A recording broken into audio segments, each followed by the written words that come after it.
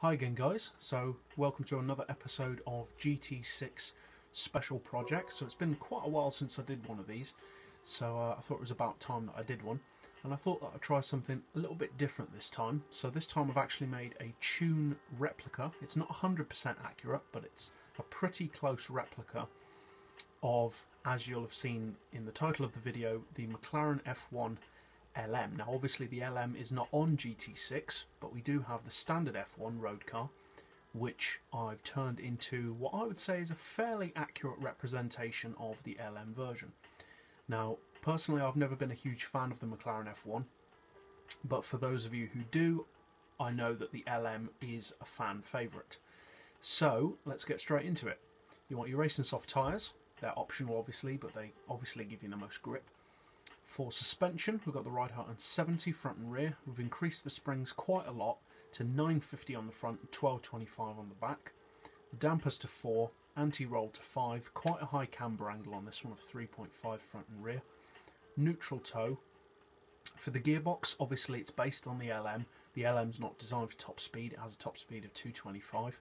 So we've gone for an auto setting of 224, then we've rounded off the gears to 5425, 3550, 2550, 1925, 1525, 1275 and a final drive of 2.3.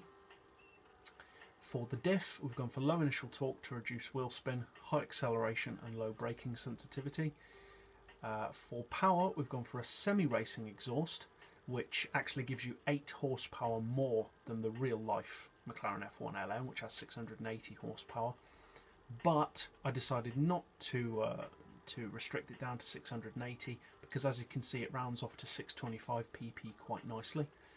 For downforce, I've actually fitted the body kit to this car, which gives it the front downforce, and I've fitted a custom rear wing which is set as high and as wide as possible with, as you can see, maximum downforce.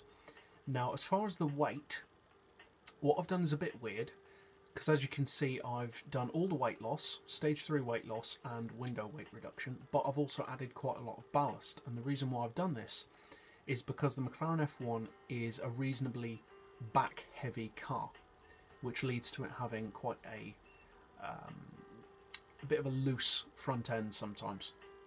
So what I've done is I've made it the same weight as the real life LM, 1062 kilos, but by taking the weight off and then replacing it with a ballast placed all the way to the front, we've got the same weight but with much better weight distribution.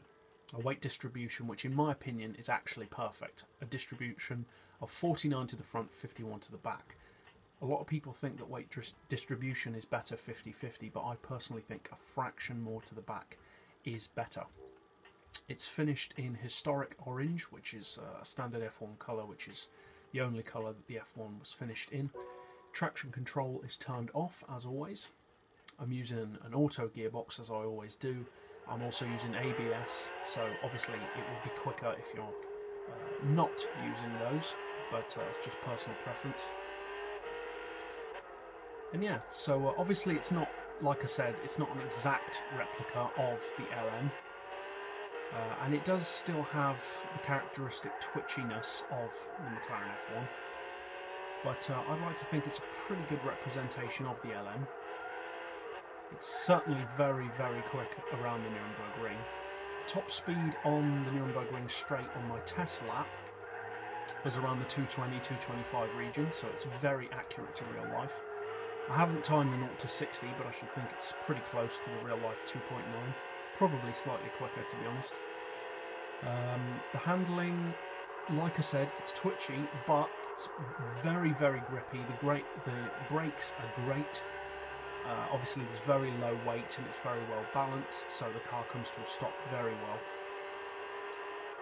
Yeah, and it makes a great track car. I mean, it's only 625 pp, as I said earlier, but in my test run I recorded a lap of just over 6 minutes.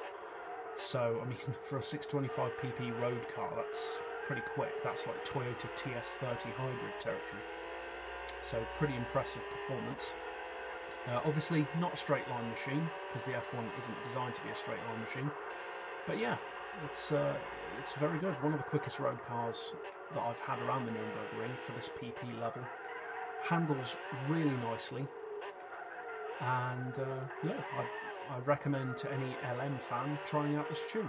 I'd appreciate feedback on it, because this is the first replica tune I've done for you guys, not including the kind of SLR 722 GT tune which I did a few weeks ago, but that wasn't as accurate as this one.